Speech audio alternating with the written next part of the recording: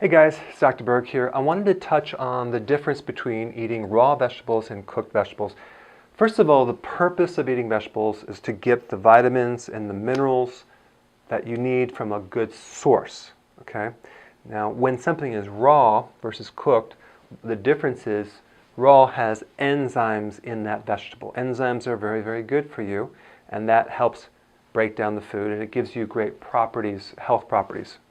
But the problem is that many people are missing the normal enzymes that the pancreas is supposed to release to be able to digest some of these fibers in the vegetable. For example, if I consume broccoli, it will cause serious pain in my intestinal tract. I can consume cabbage all day long, I could do kale, but broccoli, for some reason, tears me up. So that's not necessarily an allergy, it's a missing enzyme that creates inflammation. And I'll feel like I have a cramp for the next hour, so it's very uncomfortable. So what that means is that somehow along the line, I had some damage in my pancreas and I couldn't generate those enzymes. So that's one thing, but there's other things too. If your stomach has low acid, and the way you know your stomach has low acid is that you have indigestion, like you eat food and it gets stuck there. Or you have acid reflux, or you have GERD, or you might have constipation or bloating. That means the acids are lower. And if the acids are lower, it can't create the triggering effect for the release of enzymes from your pancreas. So that could be the very reason why you're not releasing the enzymes. Because when I was in college, grad school, I was taking the Megapaxilrolase because I had heartburn like crazy. Little did I know that was caused by not enough acid from all the stress that I was going through. But that's something that you can, if you actually just increase the pH of the stomach, acidify the stomach, many times you can see a great benefit of the full digestion of even vegetables. So that's something to look at. The next thing is that you have low good bacteria in your gut. If the bacteria, by the way, 90% of this friendly bacteria does the digestion in the small intestine. If you don't have enough of that, then you're going to get a lot of bloating and excess fermentation and rotting and all sorts of problems. But these microbes are the things that make enzymes for these fibers. In other words, they live on fiber.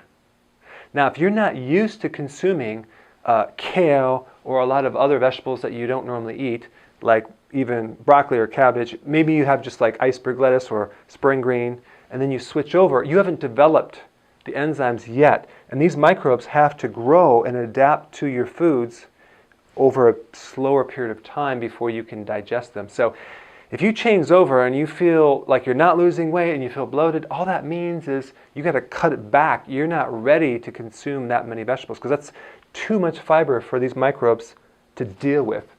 Now what I do is I have you go back to those vegetables that you were consuming before and gradually introduce it until you can achieve 7 to 10 cups of vegetables. But you have to sometimes ease into it. You can't do it overnight. The other thing you can do is you can steam the vegetables or cook them.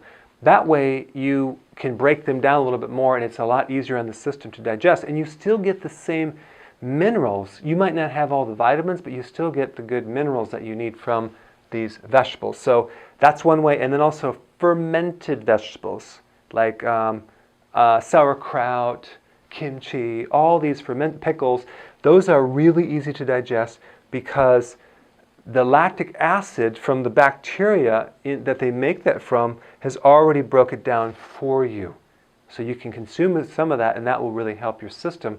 But again, some people can't tolerate too much. So what I like to do, go for some raw, but try not to go too much to the point where you feel bloated. So you have to adjust that, adjust the amount of raw vegetables until you have no bloating, okay, and no side effects. But again, we have to slowly go into this. Make sure you maybe increase your acidity in your stomach, maybe use a probiotic to start building it up, or just start off slowly introducing over time so you can develop your own microbes and your body can adapt to that situation, okay? So that's the only point I want to make between these two. So go ahead and comment below and I'll see you in the next video. Before you go real quick, I have a course entitled How to Bulletproof Your Immune System. It's a free course. I want you to take it. And here's why. Here's you. Here is your environment. Everyone is focused on this over here, avoiding your environment. But what about here? What about strengthening your immune system? That's what's missing. This course will show you how to bulletproof yourself, and so you can tolerate and resist your environment much better by strengthening your own immune system. I put a link down in the description right down below. Check it out and get signed up today. Hey, before